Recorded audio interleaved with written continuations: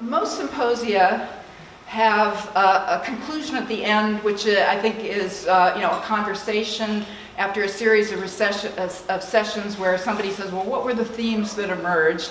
And so I hope to do this in reverse, to talk about the themes that will emerge because I invited all of these people to come and speak, because I know their work. I know they're deeply embedded in the series of issues about 19th century American architecture. And so I thought if we talked about those issues first, and I talked about the particular lessons that we learned from creating this exhibition, 10 and Taller, which has as its subtitle, All the Buildings in Manhattan, 10 Stories or Taller from 1874 to 1900.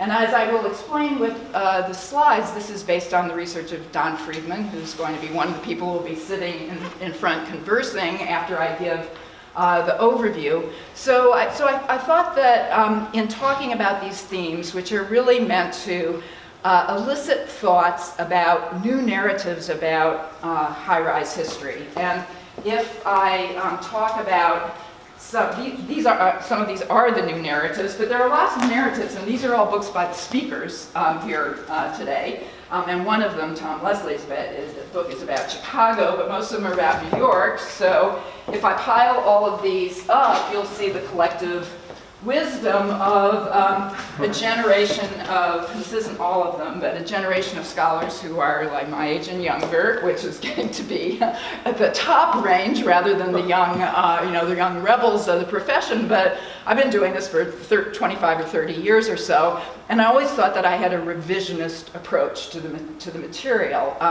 Because back when in 1995, when I just published Form Follows Finance, the idea among architectural historians of looking at commercial architecture was not necessarily a kind of a bona fide area of inquiry. So the skyscraper wasn't really thought of as architecture, maybe urban history or New York City history.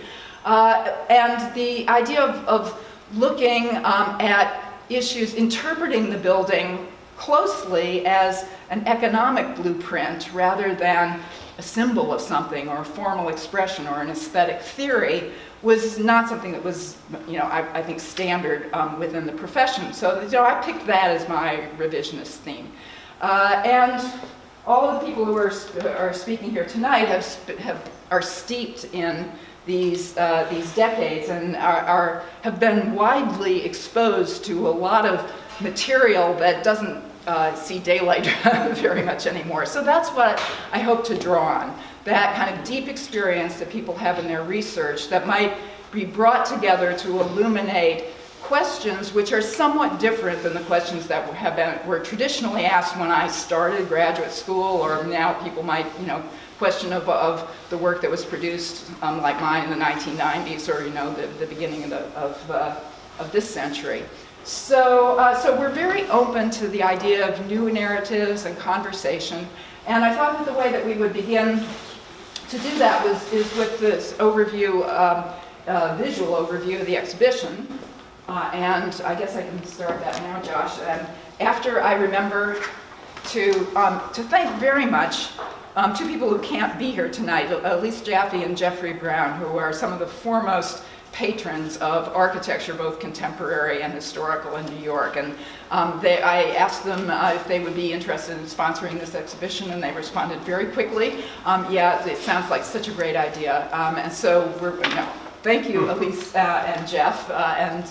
So they're sponsoring these 3 days now. Why don't I do this quick overview, and then we'll introduce the various speakers by looking at the first interface of the map, and this is what you see on our website, and it works much better on our website because you can drive the questions by using the slide bars that are in the right and the left and adding footprints by year. So one of the things that we wanted to do was to be able to see all of the buildings at the same time, and again, I will compliment him, praise him much more as I introduce him, but this is all data that was developed by Donald Friedman, who's standing in the back over there, over about a decade's worth of research in his spare time when he's not a practicing structural engineer, going down to the building department, looking at the old docket books, reading through dustier online issues of Engineering News Record in order to rake through all of the 19th century in order to find every building in New York, not just in New York, but in the whole United States that was 10 stories or taller during this period. And he's going to talk about why he did it during his talk, but what we got from Don was this, an Excel sheet, right? And as I keep telling my staff, Excel sheets are not art history.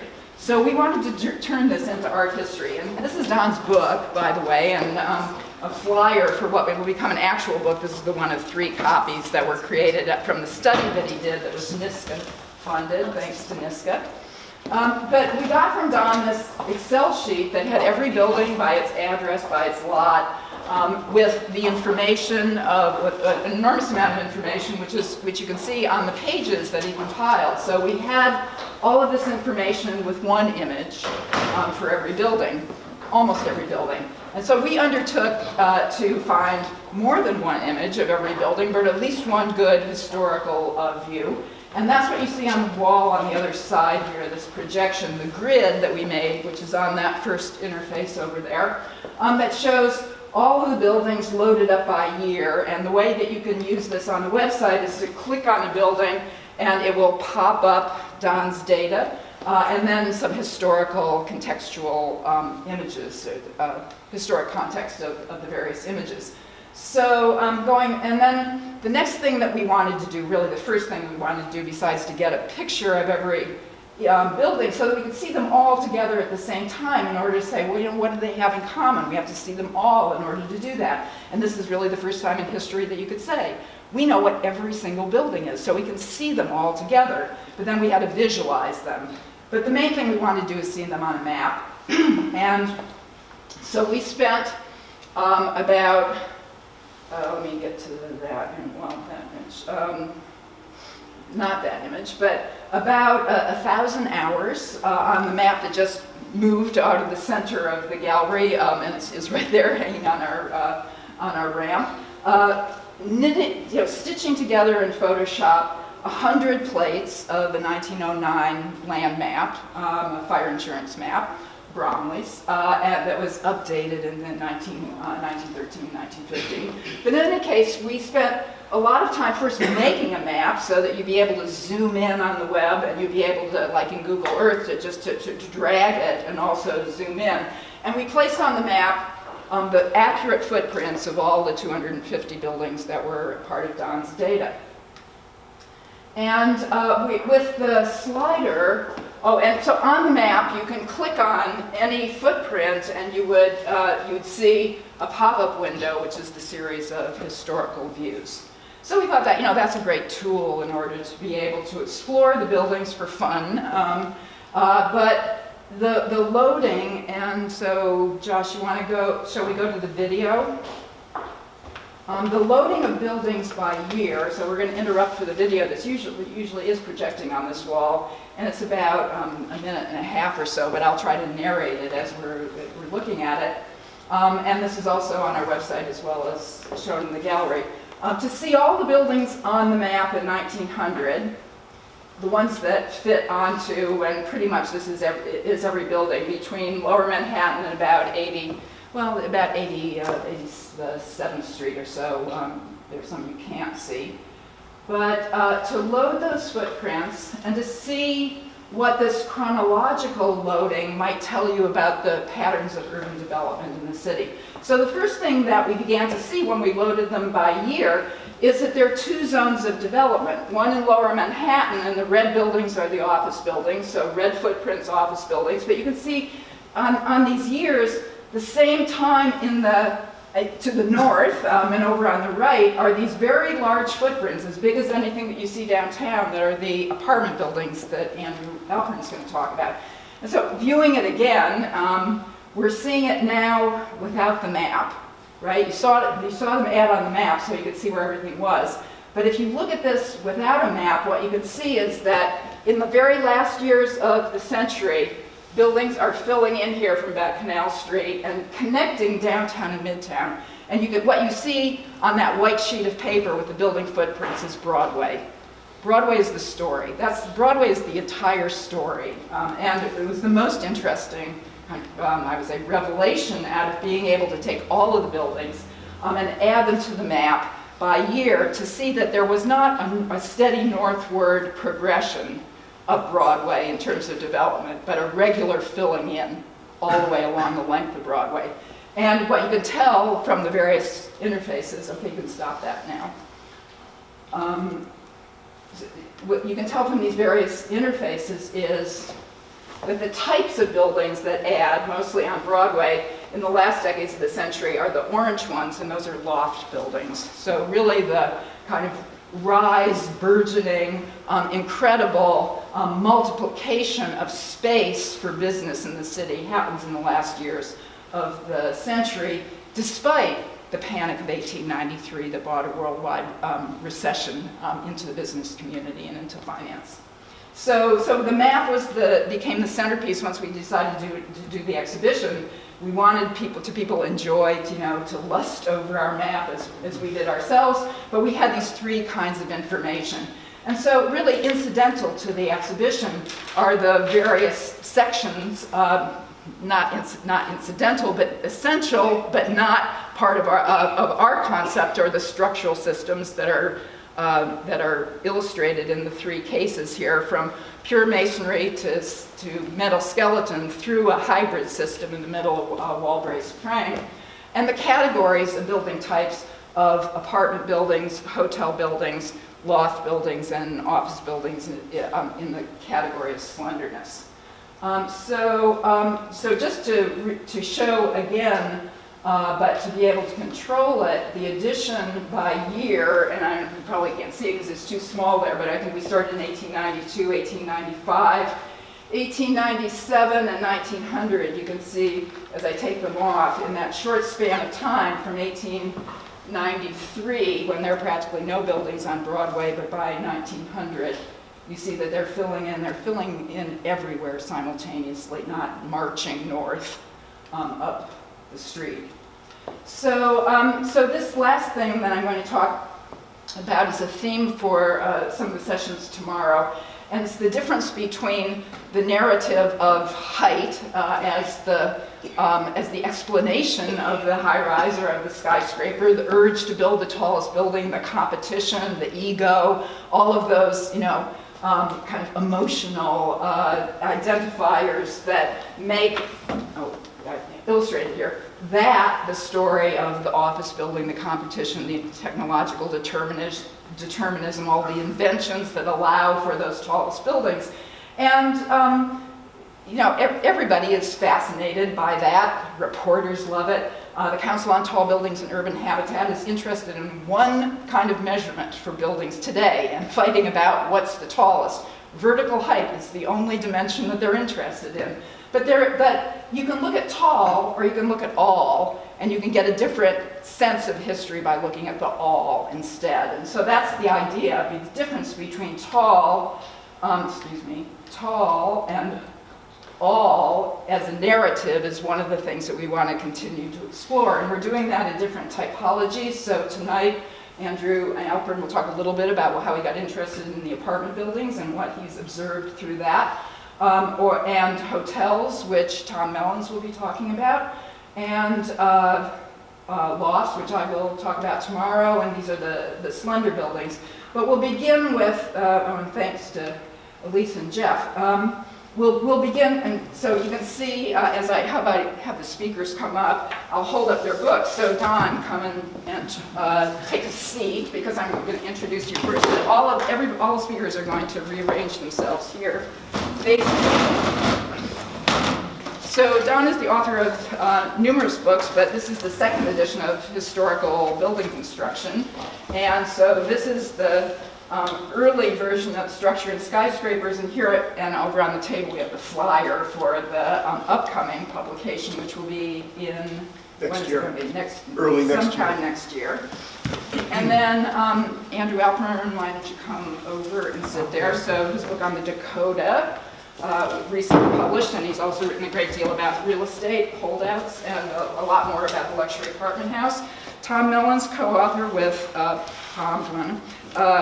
Robert A.M. Stern in what wasn't the first to be published of the series, but is the earliest of the period, and right smack in the middle of our focus quarter century for this exhibition, so the New York series. And I just wanted to remember and pay tribute to Sarah Landau and the Rise of the New York Skyscraper that she did with Carl Condit, that this was the Bible to 1914, if somebody who spent decades really researching that. And Kate Holliday, we sold all her books, so there isn't one in the bookstore, but she wrote her dissertation and published on Leopold Eidlitz and has pursued the Eidlitz firm up through the successors, Ralph Walker and others, and did a book on Ralph Walker a couple of years ago and is working on telephone buildings now. And who else is supposed to be here? Anybody? That's it.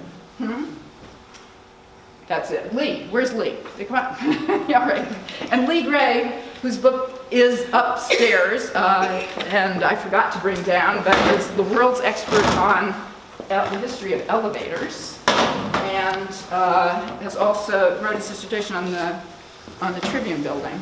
So I've now talked a very long time, but the person who should start us off, because he started really the whole exhibition off, is Don Friedman, and I asked him to talk about, what was the point of this decade's worth of research.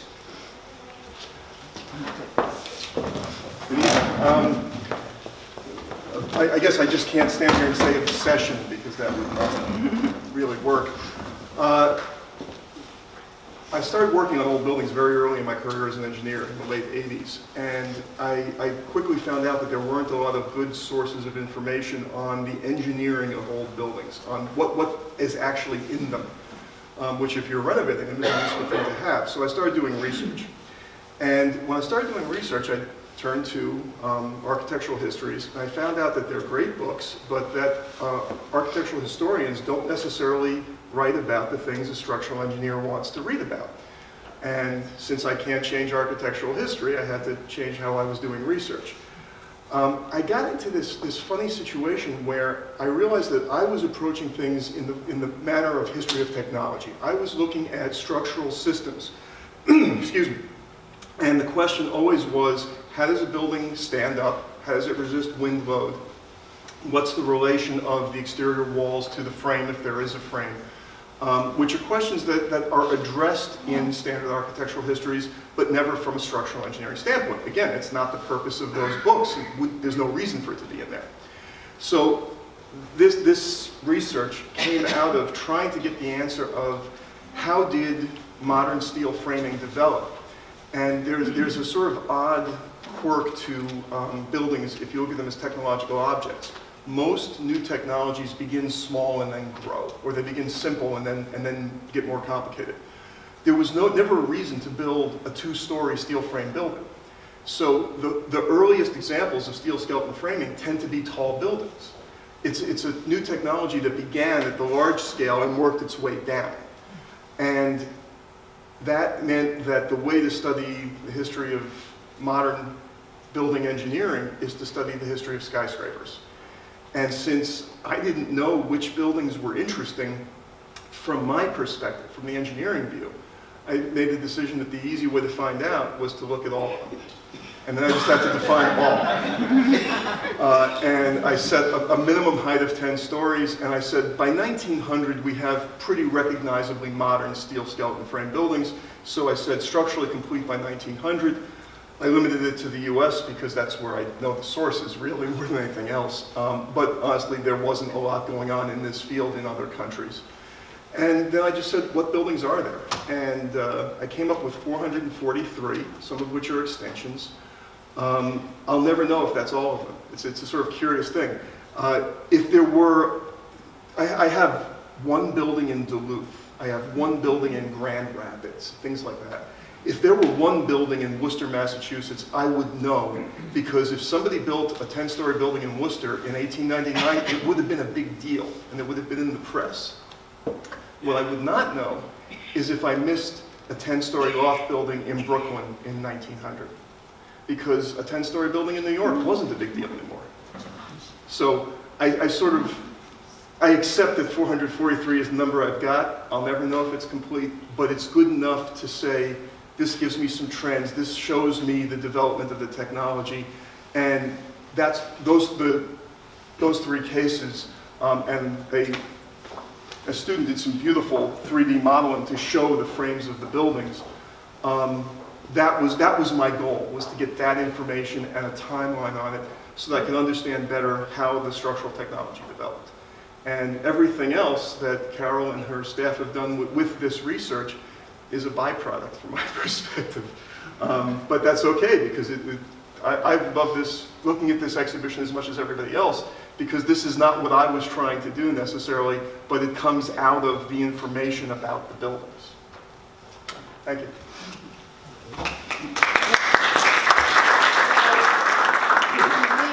So our guests who have come from far away, Lee Great is a professor at the University of North Carolina in Charlotte, right? And is, as I said, a great expert on, like the world's expert on the history of the skyscraper, and has spent a long time in 19th century New York business, commercial architecture. So I asked him to just kind of talk about his interest in the field, and I suppose maybe the kind of evolution over the time that you've spent researching.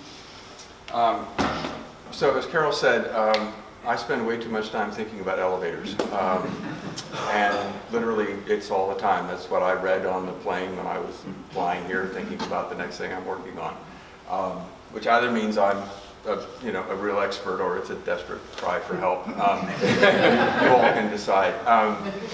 One of the reasons that I'm so fascinated in that technology, actually it's not the 19th century, it's 19th century, it's the 20th century, 21st century, is it's a unique piece of technology in that because of its kinetic nature, and it is kind of architectural, it's kind of a room, it's sort of not a room, and when it is a room, it's the most awkward room imaginable. And we've all had those moments. But in terms of this exhibition and that critical technology, one of the things that we all get, there are many facts in some ways that I get tired of hearing. It's like, oh, well, the elevator made the skyscraper possible. Yeah, but if you don't want to do the skyscraper, you don't need the elevator. Not the changes in technology. And that's one of the interesting things that you can track, is going from steam powered to hydraulic to eventually electric, is that doesn't happen until somebody says, well, how does this work and how high can we go, and this is fine. And one of the things that I found in looking at that, and it's sort of akin to the research I think Don has done, I always describe it, it's like a tennis match, is somebody makes the elevator and sort of lobs it across the net. But somebody doesn't hit it back immediately. They sort of catch it, and they look at it, and they go, well, this is really nice. Can it do something else? And they throw it back to you. And so there's this wonderful dialogue that occurs as these devices are invented, and whether it's the architect who goes, you want what in your building? Okay. And that question is both everything from the first office building that has it, well, where do we put it and how does it work, all the way to, from an engineering perspective, the modern traction elevators. When they started to put those in, they realized the buildings were not engineered at the top to carry the weight of the new elevator machines. And the engineers had to stop and go, we can't even put these things in our buildings, even though you want it. So there's this wonderful dialogue that takes place. And then we add into that all of the things we already know about elevators, the social component, the use, whether it's etiquette or how they operate in a building, and the use of operators and all of that. So I have the best job in the world because it's architecture, it's technology, it's social, it's culture, it's got a bit of everything.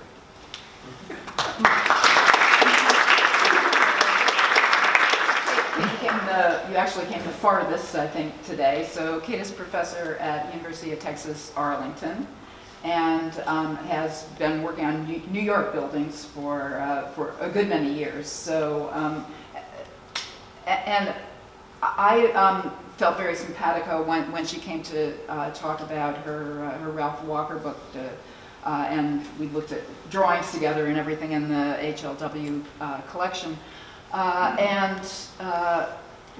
Kate became very interested in the workings of the building and how the technology of the telephone found a home and specialization within that building type, and through a corporate structure as well as a physical urban structure. So, and that's what she's going to talk about tomorrow.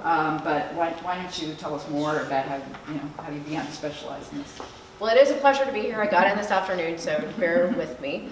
I'm working at the moment on a project that's called Telephone City, and it is a corporate history of Bell's system architecture, as well as a technological history, economic history, a real estate history, all of those pieces that Carol and everyone else has talked about and have put together in the context of telephone buildings. And I can guarantee you, if I asked you one of the ugliest buildings you'd ever seen, it would probably be a telephone building. If you look at lists or polls of what's the ugliest building in your city, but in New York it's like always like the Verizon building next to the Brooklyn Bridge. In Philadelphia it's the telephone building. In Baltimore it's the telephone building. I live in Fort Worth at the moment, and there was a poll of what building would you like to see torn down. It was a telephone building. And so there is this sense that telephone buildings, at least at this point in time, are horrible, ugly, terrible buildings that we don't like. And so that's part of what attracted me to this topic, was how do we get there? Because if you look back at the history of telephone buildings, that's certainly not the case. There's some fantastic, beautiful telephone buildings. Really, from the 1880s, the first telephone building ever built was in New York City. That's what I'll talk about tomorrow. The second was in Chicago. They're being built at the same time, so you can plug that into the debate a little bit. But they start off, being kind of plain, sensible buildings. In the 1920s, they get exuberant and magnificent. But by the 60s, something else happens, and they really begin to become balkanized and become very private and much more fortress-like.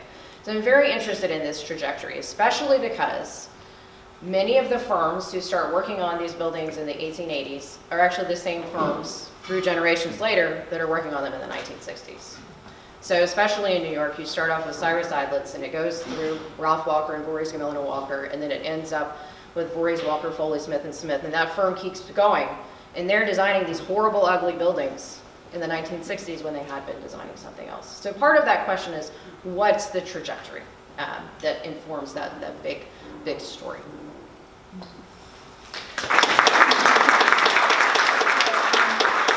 Maybe Tom, because we want to talk next night, invited him to talk about hotels, but your challenge with, well, I suppose your challenge is working with Bob Stern, right, who has a very strong opinion about just about everything. So maybe you could tell us a little about the 1880 series and how you approached that, because telling a vast story like that is a very different thing than specializing in one book. It was my privilege and an honor to be part of this team that created 3 volumes in a 5-volume series about the architecture of New York. And I was a member of various teams for the various volumes, but I worked obviously with Bob Stern as well as with Greg Gilmartin and David Fishman.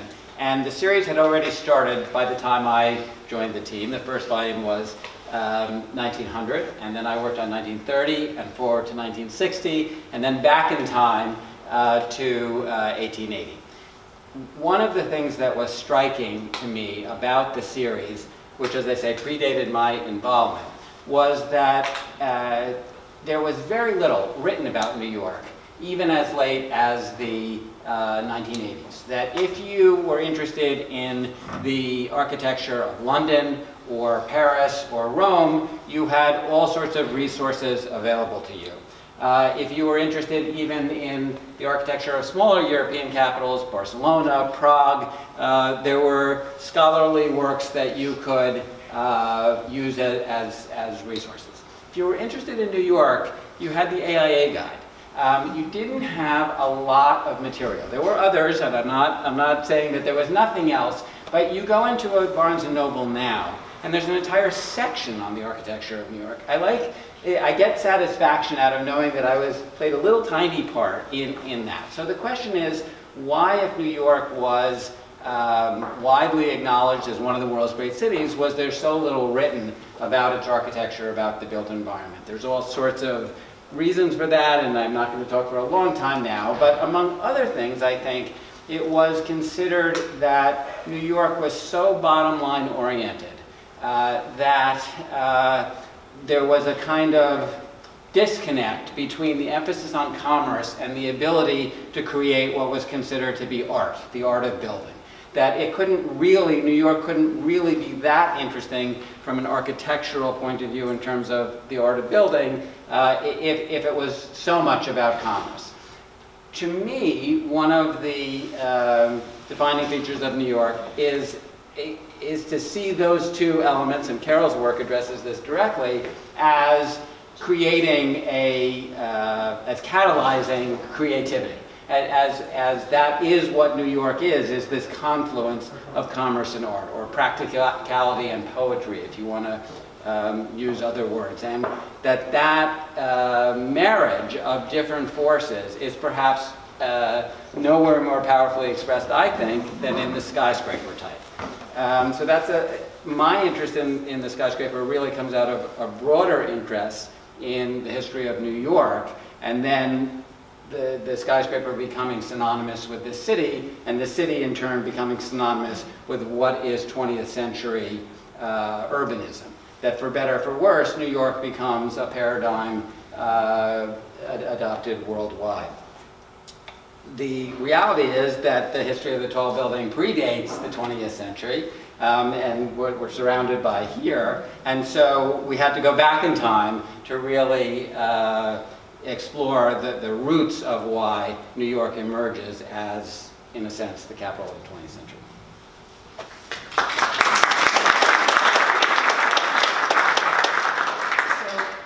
Andrew Alpern, that makes you the last one to go with your first thoughts. So Andrew has written an awful lot about apartment buildings and apartment life in New York, and so maybe you can explain why you got that fixation. Well, I'm a native New Yorker. If you cut me, black coffee comes out. That's the proof. So I've lived in apartments all my life. And almost all of my friends lived in apartments. If you're a New Yorker, except if you're a very, very wealthy New Yorker, you live in an apartment. Apartments and apartment buildings are fascinating. They're not that different from elevators in that they combine a whole lot of different elements together. You've got structure and height, which relates to materials and laws, both of which interact in order to dictate how high you're going to go. You've got a family that's looking for a home, and what constitutes a home varies all over the lot. It varies with time, it varies with economics, with sociology. All of these elements are fighting each other. There's also, of course, as Carol has shown, form follows finance. You cannot separate architecture from a dollar sign. They are so tightly tied together. You can't separate apartment houses from how much you have to pay every month to live in one. It's a critical element, and it's critical to the development of the city. You can't have a city and have a city grow unless you've got people. And we started out where just about the only way you could move around in the city was to walk. and there's limits to how far you can walk. And then you could take a horse cart. And where you're going to put the people and how much space you've got to fit the people into the space where they can get to where they're going to work. A critical thing, commuting. All of these things tie together so that when you got horse cars and they ran a horse car route up 8th Avenue, immediately you've got an expansion of where an apartment house can be built. When in the late 1870s, we got several elevated railway trains running and built to a previously vacant area of the city, up 9th Avenue. You got an impetus for people to build apartment houses there. It was cheaper to do that, so you could charge less rent and meet another segment of the market. It all revolves around the market. And all of these factors are coming together and fighting with each other. Everyone wants more space, but they don't want to pay for the more space. They want it lower rent. You want to have a nice view and light and air, but you want to be in the middle of things. Well, if you're in the middle of things and everyone else is in the middle of things, you're not going to get very much light and air. So all of these things are fighting against each other, and this makes a fascinating study, which is why I've been tied up with writing books about our apartment house.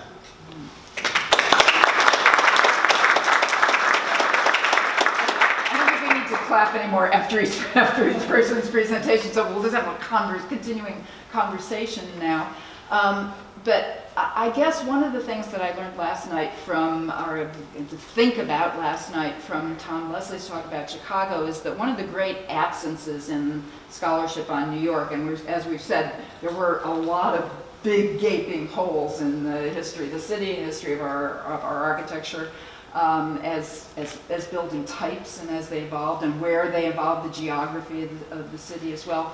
But where I think the biggest gaping hole is in the building industry and constructions. And I don't know, Don, maybe you can talk a little bit about that, because Tom last night Leslie was talking about Chicago and the innovations in technology that came about in large part because the industry would begin to supply rolled I-beams and plate glass, and Chicago had its own hinterland, its own sphere of influence that affected the architecture, as well as the philosophy of architecture of the resident Chicagoans like Louis Sullivan.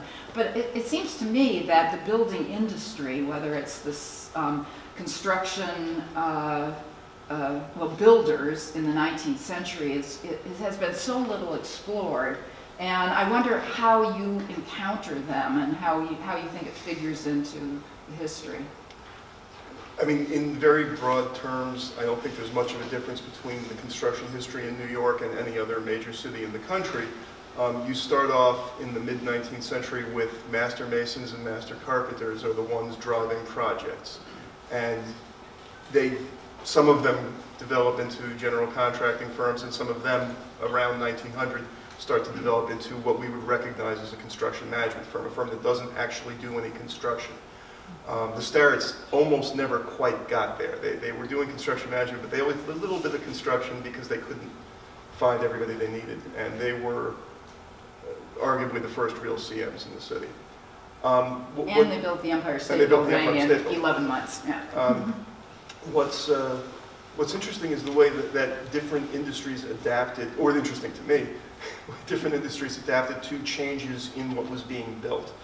An example I like to use is the idea for building fireproof floors using terracotta blocks was around in the mid-19th century, but nobody really did very much with it. And then you have the Chicago fire in 1871 and the Boston fire in 1872, and there's a series of patents on fireproof floors go to Google Patent and type in fireproof floor and just look at what comes up. It's one after another. The first one that really matters is George Johnson from Chicago and Balthazar Kreischer from New York. And Balthazar Kreischer is my favorite Victorian name of all time. And the two of them together patented an improved terracotta floor. It wasn't quite modern yet, it wasn't quite what became popular. Then they each went their own way, they each had a different idea about what those floors should look like, and 10 years later, Johnson is churning out terracotta tile arch floors in Chicago, and Kreischer's doing it in New York, and it takes over how you build a floor in buildings, if you want to be able to call it fireproof. The early use of wrought iron and cast iron, a lot of times the cast iron was being set in place by masons because there was no such thing as an iron erector. So you see the way that the different industries had to react to the changes that were coming along. One of the things that has not been explored, and there's a huge topic here waiting for somebody else to get obsessed, is the development of the modern steel worker in the 1880s and 90s. People who did nothing but drive rivets, fabricate steel, erect steel. This was an entirely new form of work on a construction site, and they had to come from somewhere. They didn't come from the masons, and they didn't come from the carpenters. What happened, I mean, this technology was being adapted from bridge technology. That was where the engineers were, it's where the ironworkers were. But the number of buildings being built pretty rapidly exceeded the number of bridges being built in, say, the New York area. So there were nowhere near enough of those bridge-trained ironworkers. Lee, how about talking a little bit more about the elevator and how that really changed the New York high-rise? Actually, before I touch on that, I want to pick up on something Don said, because with the Tribune Tower and its construction, one of the things that I found in my research for that is Whitlaw Reid, who was editor of the New York Tribune, in thinking about planning for that building, he commissioned an article from Boston architect Arthur Gilman on fireproof construction that he published in the Tribune, because he was clearly gathering information and becoming an informed client. And the letters that exist during the construction, and I don't know if this was unique, so this is 1873, 74, or 74, 75, 76. People kept writing to Whitlaw Reid, who's the client, saying, I have this new piping system.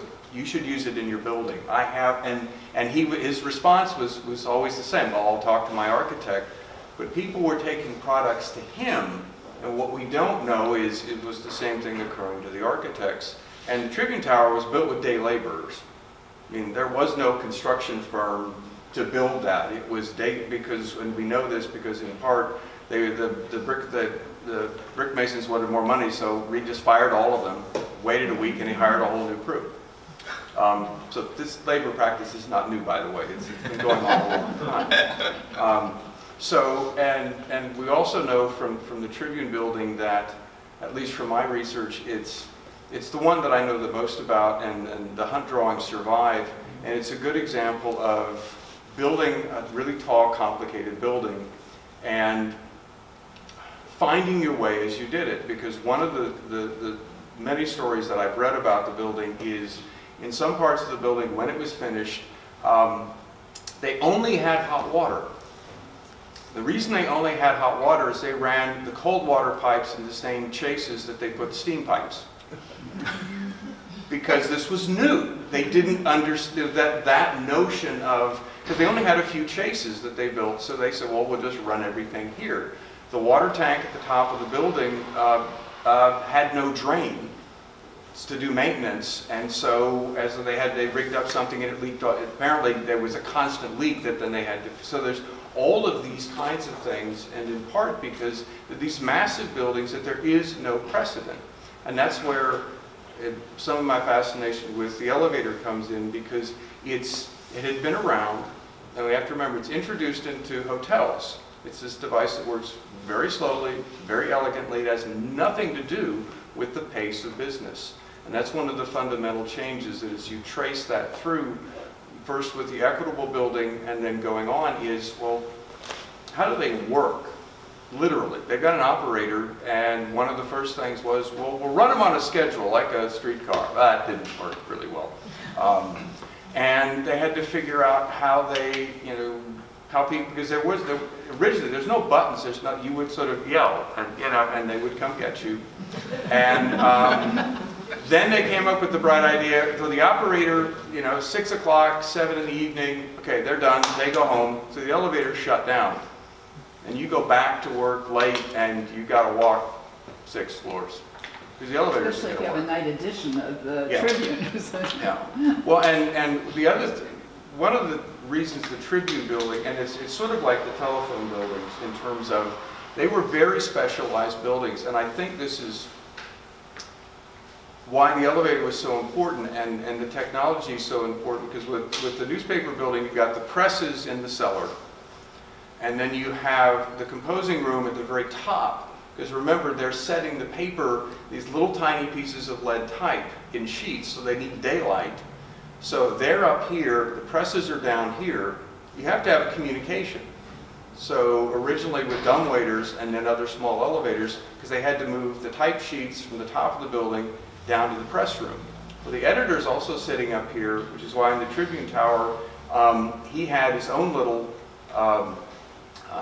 pneumatic tube system so he could receive copy sheets. And he also had speaking tubes so he could yell at people when he wanted to yell at people and talk to them. So suddenly you have this whole technological infrastructure from top and bottom because of how the newspapers had to work. And I would imagine it was similar with the telephone buildings in terms of how that technology impacted it. And then you add the elevator so we can move people up and down. You mentioned the fact that the architects and builders were doing something that had never been done before, so they didn't use common sense, and they put a cold water pipe next to a steam pipe, and obviously never learned that if you're closer to the fire, you'll be warmer, and if you're farther away, you'll be cooler. I mean, this is sort of basic, but clearly they were making some rather stupid mistakes. And stupid mistakes were not just confined to the beginning of the 1870s with that. Inept architects have been with us for centuries. For a long time, on Park Avenue, in the middle of the block, I think it was between 75th and 76th, I'm not sure which block it was, there was a very tall building that was built because a developer and an architect had what they thought was a brilliant idea of how people would want to live, and they built this building, only the apartments simply did not work. There wasn't even room for the refrigerator in the kitchen, so the refrigerator ended up being at one end of the dining room. Well, that entire building stayed vacant for, it had to have been more than 10 years before another developer bought it and completely reconstructed it. There was another one, also mid-block, on the other side of Park Avenue in the 30s that was built and ineptly designed and remained vacant for closer to 20 years before someone came in, bought the whole thing, gutted it, rebuilt it.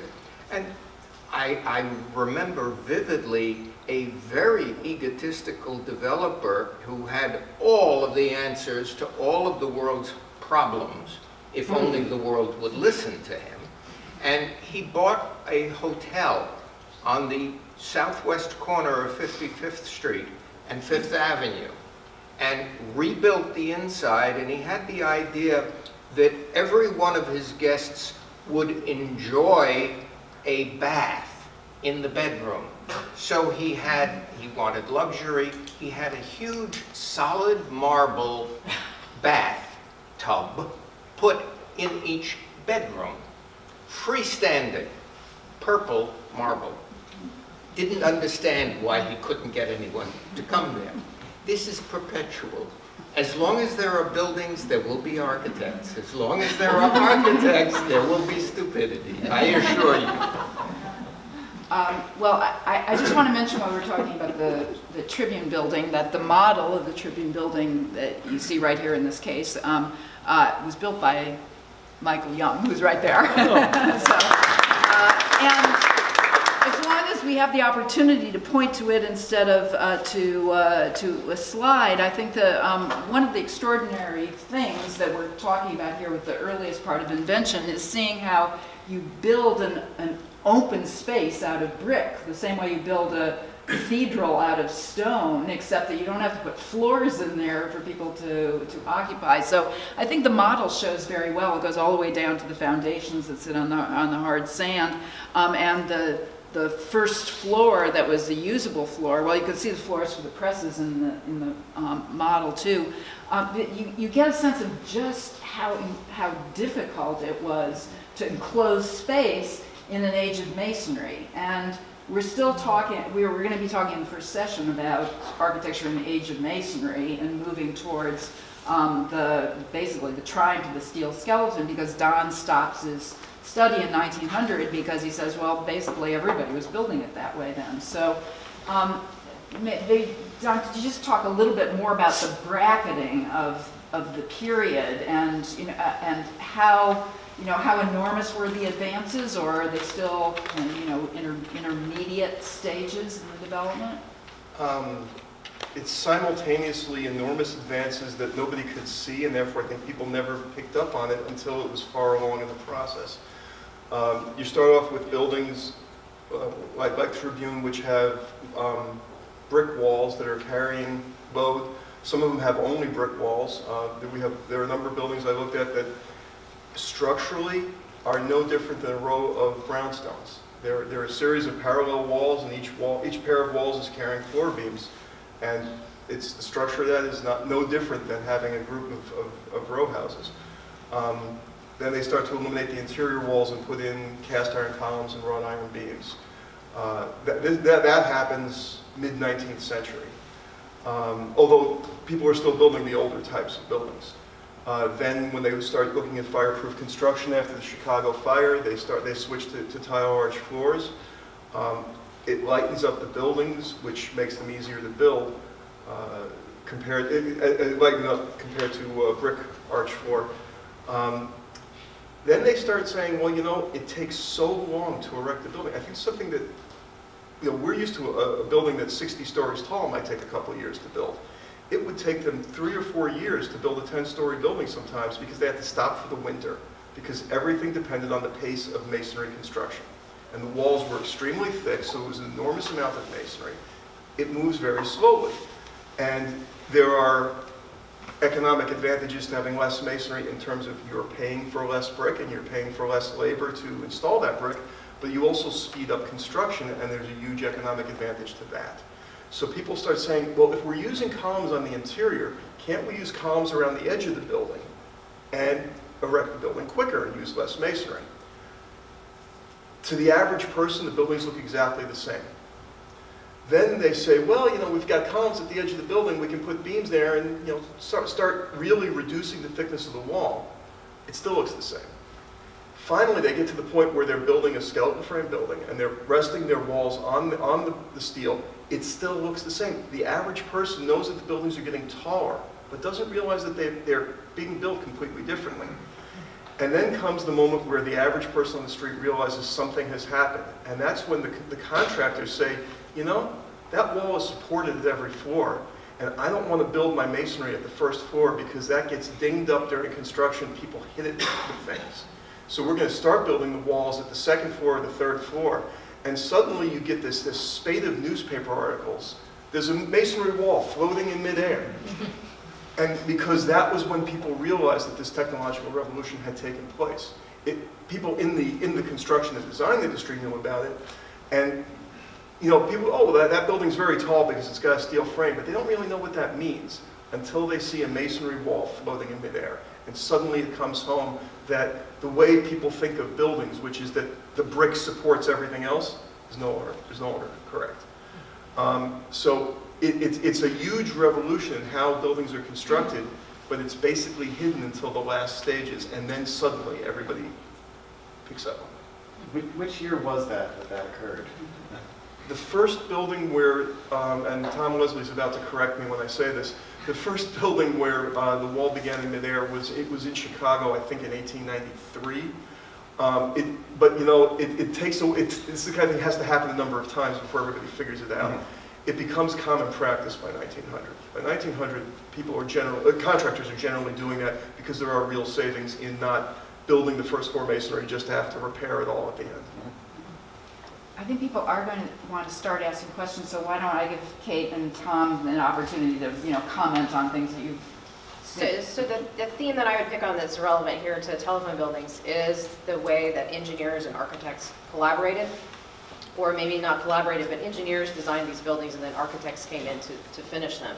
And so if you think about the purpose of a telephone building, it is largely to house a huge number of switchboards, miles and miles and miles of copper wire, to have those wires come out of the building, down through the basement and out into conduit that goes underneath the city and then connects into every home, office, wherever has a telephone, and then bring those wires back in and thread them up through the building. As well as house giant workforce of women operators who had to be treated in a particular way in the corporate culture of the telephone companies, and they needed things like lounges and recreation rooms in order to be kept happy according to their managers. And the way that those pieces fit together were not so much designed by architects as by the same engineers who were working in the telephone company to design the circuits of a switchboard. And so the building was an engineering problem that went through a huge number of permutations of what's the most efficient way of putting those pieces together. Where's the best place to put the batteries? Where's the best place to put the power source? Where's the best place to put the switchboard? And it was that kind of, the building became an engineered object within the larger telephone network rather than existing as a single building. The architect's role was to wrap that up, and certainly to get the permits and to deal with contractors. But they often came in to that process relatively late. And the firms that designed telephone buildings were the ones that could tolerate that process. And you didn't necessarily have to be like the big design firm that was going to take credit for the building. And that's why those partnerships tended to be durable, is because those design firms were fine with being the kind of consultant to the engineering that came out of the Bell System telephone companies. Question. Are you suggesting maybe that the lounges that were put in were the first Google Airbnb type office building? Really, seriously, do you have floor plans? What do they look like? They are cafeterias, there are lounge chairs. Outside of New York City, there are open air terraces with hammocks. These are large workforces where it was very well known that it was stressful to have to talk on the telephone all the time, and turnover was a huge problem in the workforce. And so there was an attempt, even though the male management didn't always see eye to eye with their young female employees, there was an attempt to regulate and manage that corporate culture in a really paternalistic way from the beginning. So one of the topics for the overall symposium is typology, so we can really get into the specific workings of buildings and how the teams of designers operate and the various agendas. But before I ask people to ask their own particular questions, I wonder these overview experiences, one of which I'm waiting to know what the status of the project of telling the history of real estate, so commercial architecture, the history of real estate in New York, which is a project that's come out of the Durst collection, which is at Columbia University, and you're writing with Kate Asher text to tell the history of real estate through a pictorial, in part a pictorial collection. What's the text? Let me just understand the question. Like, how do you tell this? How do you tell the story? Or? Well, one of the things we're going to we'll be looking at in the individual speakers' papers is the particular and typologies and exploring those details. The other opposite of that, it seems to me, is this kind of categories, looking at types, looking at all of the types of commercial architecture as commercial architecture, as real estate ventures, as, building the city is making money for individuals who then create the urban landscape. Right. Well, I guess I think that one of the challenges of working on a project that's so broad, that it is telling such an enormous story and providing so much information, is to keep narrative threads going through all of this information so that it doesn't simply become a list. Or you started your comments earlier on saying that an Excel sheet is not architectural history, but if you're trying to really look at New York building by building to a large extent, through a period of several decades, how do you prevent it from simply being a kind of laundry list or a kind of something that could almost be conveyed in a chart? And of course, one of the tools at your resource are images as well as the words. One of the real surprises for me of working on this earlier period that's covered in 1880, from the Civil War to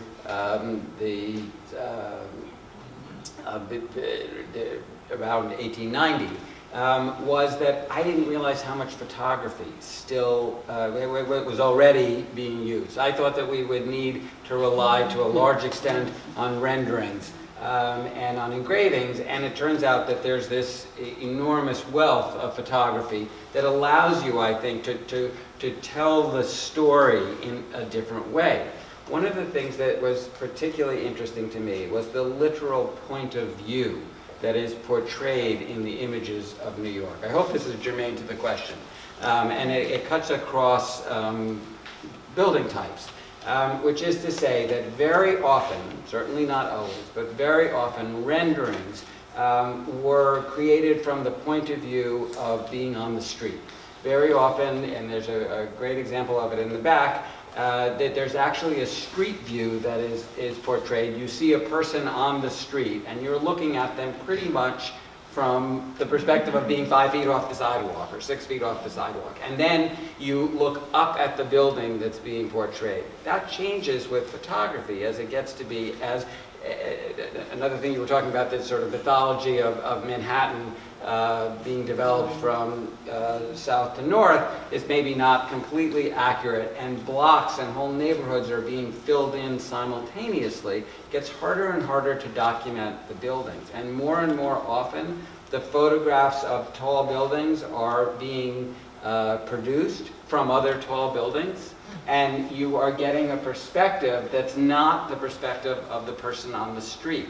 And this whole other analog city begins to emerge, the photographic city, which is different from the flaneur city. And to me, that was sort of fascinating, and it cuts across type, but it becomes a different way of telling the story of New York. And then I think in turn, it affects our experience of the city on the street, because we have in our mind's eye a city that is only understood from a high perspective. So James Sanders, you still here? I am. Okay.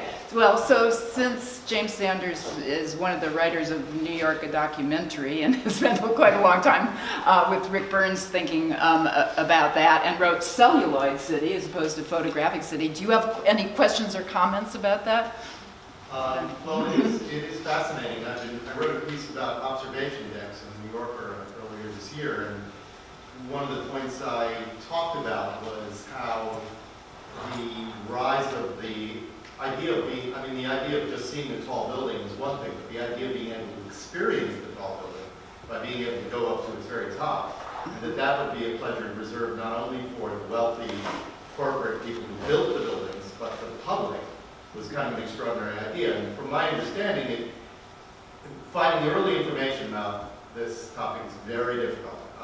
The World building seems to have been the first building. It did, 25 cents would get you to the top. 25 cents, but it seems like it was developed almost that they hadn't planned it. It was sort of, they decided along the way, they first let people up for free, is what I read. And then they said, oh, there's a little money to be made here. It was very tiny, and it wasn't really a very well thought out commercial operation. But before that was our Eiffel Tower was the Ladding Observatory, right? So it was part of the Crystal Palace exhibition, which was there only to get people to pay money to go to the top, but they didn't put the elevators in, right? And you had to walk up to the top.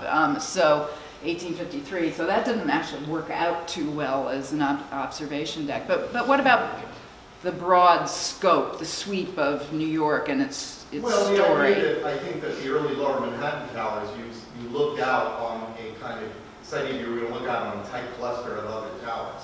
And you see these early photographs of these sort of dramatic views of one tower from another, which you now can experience. And I draw a line that sort of, as the buildings got taller, it was as if, and you could observe, the observation decks got higher, it was as if the city needed higher and higher places for you to see it spread, as it went from being this sort of tight Manhattan world to, by the time of the Empire State Building, this sort of five-borough regional city.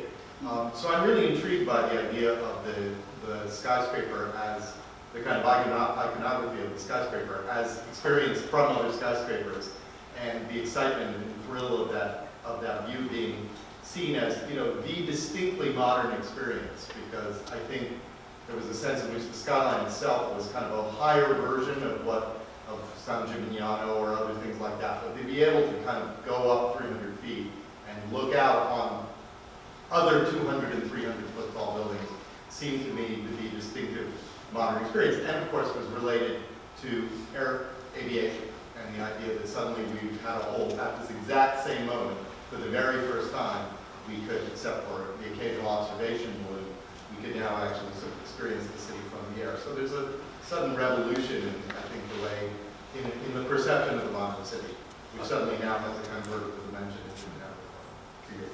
Carol, you said that the Latin Tower was pretty much the first, but before that, just across the road, was the reservoir, and you had the top promenade on the reservoir that you went up to see the city there. And I think that was perhaps the earliest one that the city has. So age of masonry versus Yeah, the yes. I think we're looking for precedents for the structural solution for these. How about if we ask the audience if they have some urgent questions in the front? I have a topic I'd like to introduce. It's not so much a question, but I'd like to hear Kate's comment on it. I work for an architecture firm. One of our big clients is Verizon. And the issue that they are dealing with now is that with miniaturization of technology, they have now all these enormous windowless buildings which were made to house batteries and cables and everything, which are empty. They have all this real estate in New York City which they have to do something with. And there's a kind of a side story about why they have to maintain partial ownership of those buildings and not just sell them off. But so what they're doing is, because they're windowless, they have to figure out how to make these things marketable and how to convert them into office buildings and condominiums and whatever. So they're stripping the skins off all of them and re-skinning them all. And while they're at it, they're making sure that they're gaining some square footage because they're putting on glass where there used to be masonry. And I think that's fascinating. And I spent a couple of years working for 140 West Street, and I'm just curious what you might have to add on to that, because it sounded like you were stopping with the 60s.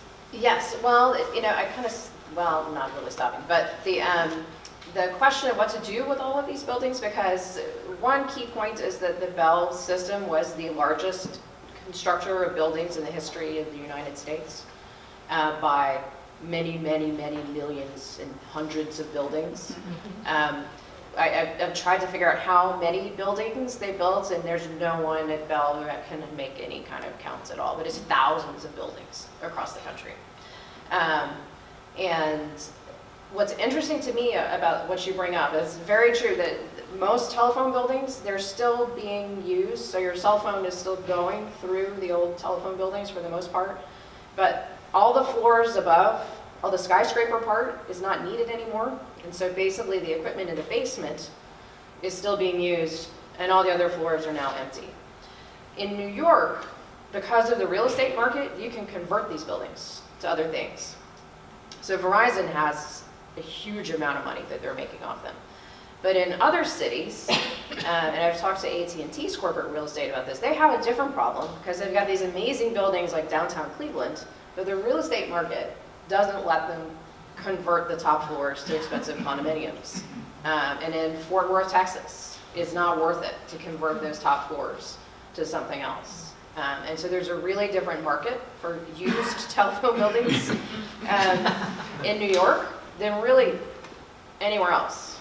San Francisco has redone theirs also, but it's a big question that the various telecommunications companies are dealing with in really different ways. Data co-location centers. Yep, yep. Other questions? Yeah. Yeah, I was just wondering, in relation to the extraordinary ugliness of telephone buildings, is that conceivably related to the development of large-scale centralized air conditioning in office buildings? Because when, in the 1950s, I used to go to the Lowe's 83rd Street, and had a nice sign outside, it's, come on in, it's cool, with a K, no mentholated cigarettes yet. It's cool inside. And just a few years later, that was gone the way of history. Once you have that kind of large-scale air conditioning, and you've got equipment which needs to be kept very cool, then economies of scale would lead you to eliminate the windows, and it would also have the effect that you would keep your female staff from looking out the windows and distracting themselves as an added benefit, possibly. And I'm just wondering, is there any validity to this? Absolutely, yes. So part of there's an intersection of a lot of different factors that leads to these windowless buildings. One really important factor is the change in switching technology, which I will not go into the history of switching technology, but basically by the 60s, you begin to get fully automated digital electronic switching. And so when you go to the number 4 ESS switch, it needs to be very, very cold. The rooms get smaller also. The floors can become lower. There's this huge push within the Bell system actually develop software that will just generate the ideal telephone building based on how many switches you need. And so there's much more of a sense that this personless, faceless digital equipment will run itself as well. So there are a lot of things that come together. Okay, it looks like there's going to be a lot of interest in your telephone city. Is there anybody who's got a 19th century question out there? No 19th century questions. Okay. I would like, in looking at this and then looking at maps, I'm always intrigued that there was this massive building of brownstones and tenement houses, and they also follow streetcar lines. And we never know the architect, we never know the economies, whatever that made this thing happen as quickly and as rapidly as it happened. And by the way, they were making money by doing this, something that apartment builders are trying to account to today. Can you say anything to that? That's hard to build a question. I'm not quite sure what your question was. I didn't put it properly. In looking at maps of New York City, Yeah. if you go back to New York City in the 1870s, it's brown. I mean, just so many of these row houses, block after block of them. Right. And actually, in looking at the city today, and I think of the Alpern effect of holdouts and so on, that many of these new buildings stand next to old buildings, and you see these large questions. Yeah, well, that's one of the advantages of our having a landmarks law that preserves some of the really good architecture and mixes it in with new architecture, which is a whole lot more interesting than suburbanizing Manhattan and making it all look the same. We need tall buildings and short ones, old ones and new ones. What we haven't quite gotten to yet is an ability to make sure that the new ones are really good. Too many of the new ones are god-awful. I look on West 57th Street at that one across from Carnegie Hall, has to be one of the worst buildings and most expensive bad buildings that we've come up with. But where we do it right and mix them together, we get a wonderful, wonderful cityscape. We had lots and lots of brownstones and tenements being built in the 1870s and 1880s because that was the predominant way that we knew how to live. There was tremendous resistance to the idea of a middle-class family living in an apartment house. The social pressures were totally different for middle-class families who were looking for an apartment, which would have had a separate dining room, a separate kitchen, and probably a small servant's room as well, versus someone who's looking for a tenement apartment, which is going to cost a whole lot less, is not going to separate service from entertainment, and whose central room would be the kitchen, and that would be the living room. So sociologically, you've got different people. The people who were living in the brownstones were a market for the apartments, but you had resistance on the idea of an apartment. It wasn't a home in the traditional way that the brownstones were. The brownstones said home. The problem was brownstones didn't work very well at all. So the apartments got developed. I'm not sure whether it's getting to an answer to your question. Well, in any case, it's getting to be late in the evening, and since we're going to reconvene here at 10 o'clock tomorrow morning, for how many people are coming to the first session? All right, yay! When Don and Tom Leslie, who's back over there, are going to be discussing reframing the debate about a little bit about the first skyscraper, the pointless debate about the first skyscraper, but all the context that surrounds that, and search for new narratives as the overview. If I may, Carol just said that an architect and engineer are going to engage in a pointless debate. But everybody here is going to be speaking at some point tomorrow, as well as others who are in the audience and couldn't make it tonight. So I think this was a really great start to a very congenial and collegial conversation, and we'll continue tomorrow, and hopefully we'll come up with some answers.